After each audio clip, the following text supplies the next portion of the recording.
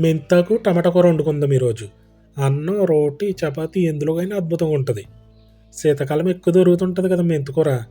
సాధారణంగా మనం ఏం చేస్తాం, కొంచెం చేదుగా ఉంటుందని పప్పులో వేస్తాము, లేదా ఫ్రై చేస్తాం అంతే. కానీ మెంతికూరతో బోలెడు రకాలు చేసుకోవచ్చు.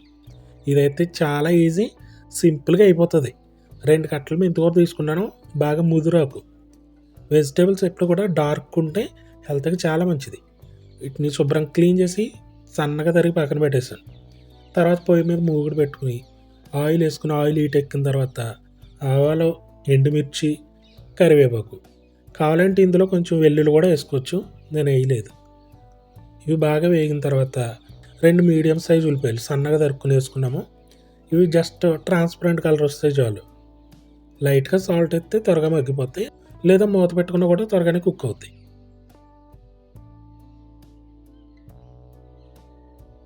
చూసారా, ఇలా లైట్గా అయితే చాలు, మరీ ఎక్కువ అవసరం లేదు, ఇలా చాలు. అల్లం వెల్లుల్లి పేస్ట్ వేసుకుని పచ్చివాసన పోయేదా ఫ్రై చేసుకోవాలి.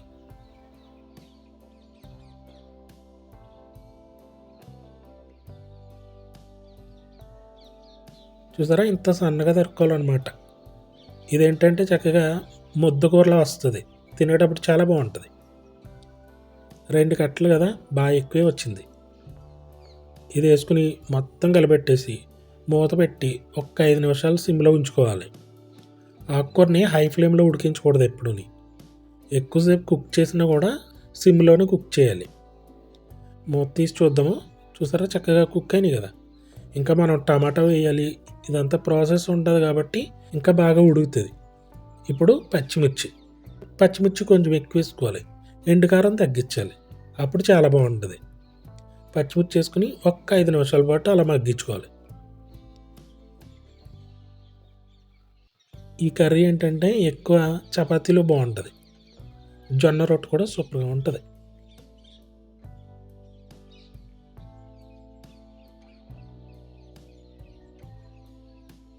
అంటే 1/2 కేజీకి కొంచెం తక్కువ, 2 కట్టలకి 6 టమాటాలు.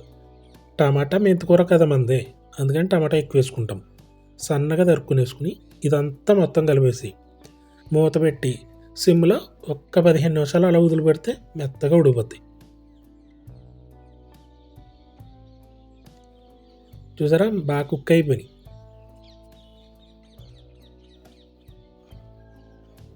ఇప్పుడు కారం కొంచెం తక్కువ వేసుకోవాలి, పసుపు, తగినంత ఉప్పు. ఒకసారి కలిపేసుకుని మూత పెట్టి సిమ్లో ఒక 10 నిమిషాలు ఉడికించుకుంటే సరిపోతుంది. వాటర్ అనేది యాడ్ చేయం ఇందులో, ఎందుకంటే టమాటాలో వాటర్ ఉంటుంది కదా, అది సరిపోద్ది.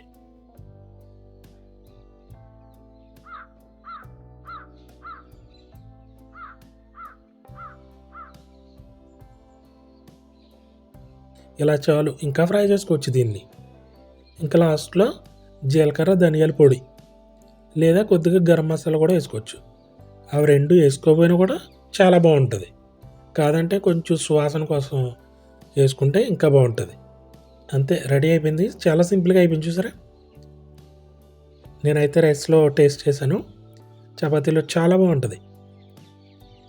తప్పకుండా ట్రై చేయండి, సింపుల్గా అయిపోతుంది, హెల్త్ చాలా మంచిది కదా.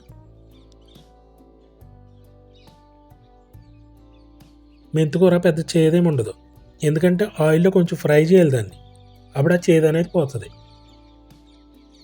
మనం ఎలాగో వాటర్ అనేది యాడ్ చేయలేదు కదా, ఇంకా చేదు అనేది లేదు ఇక్కడ. చాలా బాగుంది, తప్పకుండా ట్రై చేయండి, నాకు కామెంట్ చేసి చెప్పండి. ఇంకా బోల్డ్ అని వీడియో చేసుకుందాము. సపోర్ట్ ఇవ్వండి, సబ్స్క్రైబ్ చేసుకుని బెల్ బటన్ నొక్కండి, లైక్ చేయండి, షేర్ కూడా చేయండి.